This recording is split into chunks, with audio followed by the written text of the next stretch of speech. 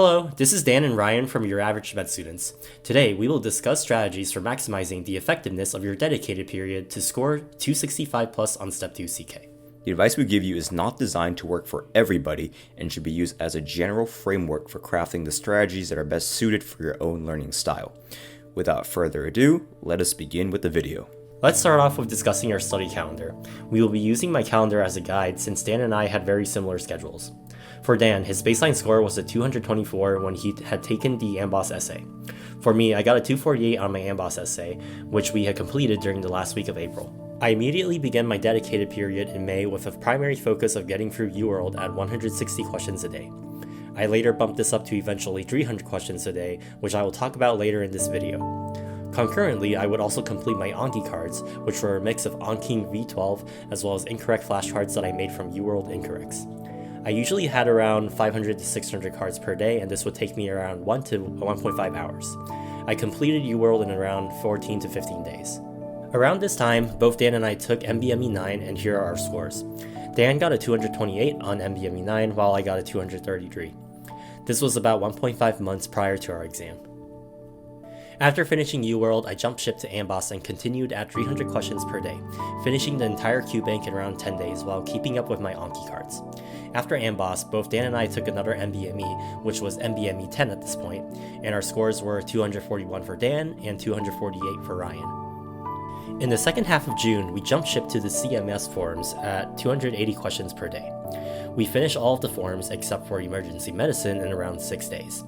After we had finished, we both took MBME 11 and our scores were 254 for Dan and 252 for Ryan. At this point, we reached early July and our tests were 2 to 3 weeks away. Suffice to say, we began panicking. Dan and I sort of diverged from our schedules here. I completed the MBME CMS forms the second time while Dan actually went through the entirety of UWorld again, both at 300 questions per day. Sprinkled during this time were the UWorld Essay 1, UWorld Essay 2, MBMEs 12, 13, and 14. In July, I had gotten a 254 on UWorld Essay 1, a 261 on UWorld Essay 2, a 255 on MBME 12, a 248 on MBME 13, and a 261 on MBME 14, all in this order. For Dan, he got a 244 on MBME 13, a 250 on UWorld Essay 1, a 255 on UWorld Essay 2, and a 261 on MBME 14, although he took that last one untimed. Dan took his exam on July 19th, and I took my exam on July 26th.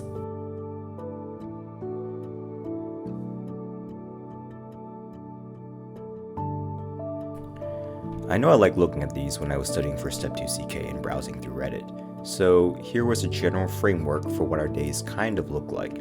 From 6:30 to 7 o'clock, usually we had our morning routine. From 7 to 8:30, we did our first Pomodoro.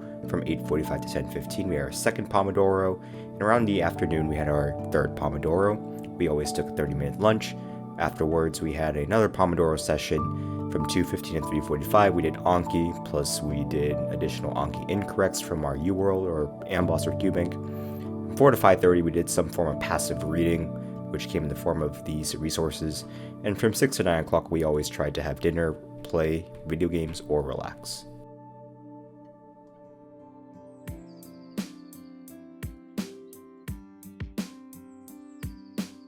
I completed double passes of all of the CMS forms except for emergency medicine.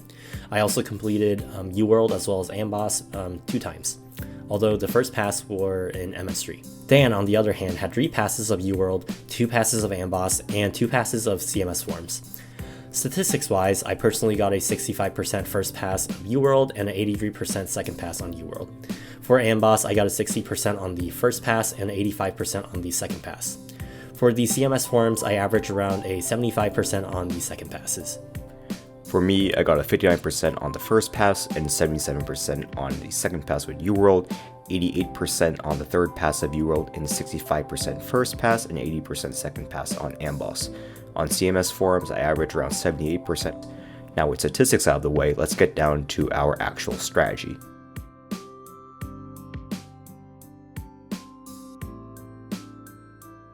Step 2 CK is a 9-hour exam that consists of around 320 questions. From the time we took Step 1, one of the most consistent issues that we've come across was maintaining endurance throughout long exams. Additionally, we found from our non-evidence-based research on the internet that a lot of the top scorers for Step 2 CK emphasize completing question banks. Taken together, we determined through non-evidence-based analysis that 280 to 300 questions per day was the ideal amount for us to achieve our goal scores of 265 plus. This was a lot of questions, but we knew it was a necessary evil.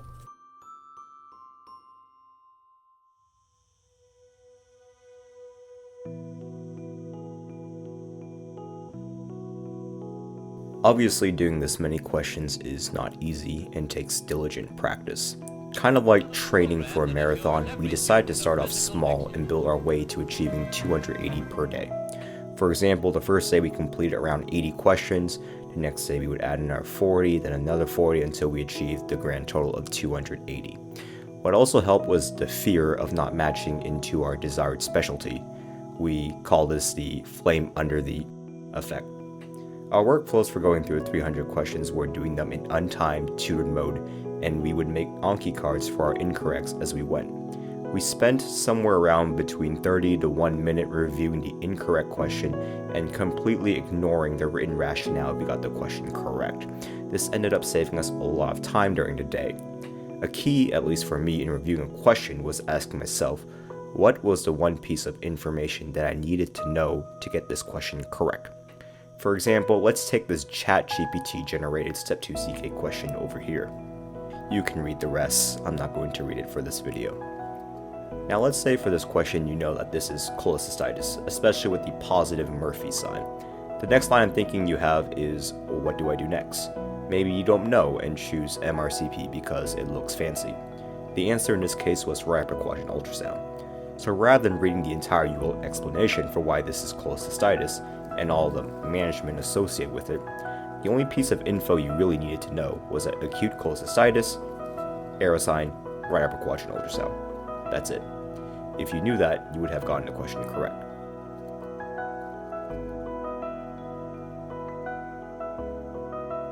Let's talk about everyone's favorite medical school application, Anki.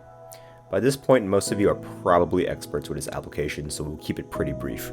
We used Anki V12 and unsuspended cards that were related to our clinical rotation, and kept up with them for the entirety of our third year. But one of the most important skills to learn with Anki was knowing how to create proper, incorrect flashcards. So when it came time to building incorrect flashcards from say UWorld or Amboss, what I personally like to do was to actually screenshot the answer question, plus rationale, and put it in the extra field of my card. Then, just like we've discussed before, I kept the card as simple as possible, focusing on only one piece of information I had needed to know to answer the question correctly. So in the previous example, in the top field we can put what is the first line imaging for acute cholecystitis. In the answer field you can put right upper quadrant ultrasound. And then the extra field will contain a screenshot of the UL question, answer, and rationale. By doing this, I eventually accumulated a library of every single UWorld, Amboss, CMS question, and was able to have a reference of each question in my head while I was taking a practice test. I often came across questions on these exams and referenced the questions I had remembered from these Qbanks. In a way, I was essentially memorizing question-answer combinations.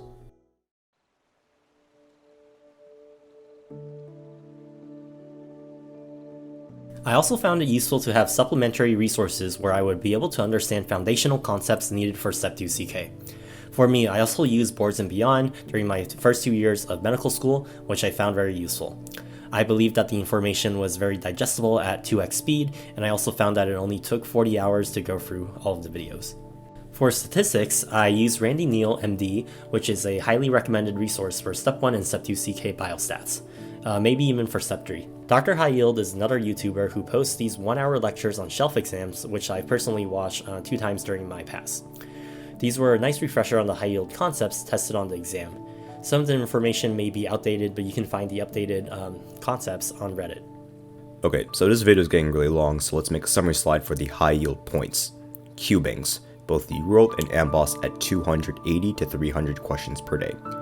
You want to incorporate some form of passive learning, whether that's with first aid, Boards and Beyond, Dr. High Yield, or PDFs you find on the internet. All MBME exams, the order honestly doesn't matter, and all MBME CMS forms. And lastly, some form of memorization tool such as Anki or Anki Dex, making sure you incorporate your incorrects. And with that, on behalf of your average med students, we are wishing you the best of luck as you tackle this beast of an exam. Stay tuned for more content in the future.